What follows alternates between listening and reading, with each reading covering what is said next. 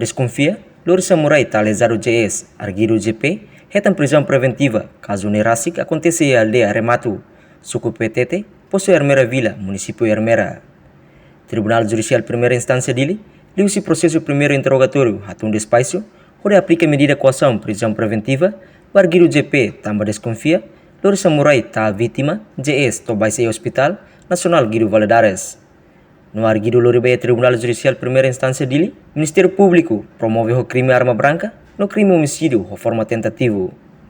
A foi em tribunal halo de identificação, no rona tia declaração, tribunal continua tama a alegação, no nei alegação Ministério Público, representa Procurador Ricardo Godinho Leite, cujo tribunal ato aplica medida coação prisão preventiva, no medida coação apresentação periódica, barguido, tambarguido, Louro Samurai Kakatana, tá lesado da lacia, no dadaune, lesado vai ser hospital.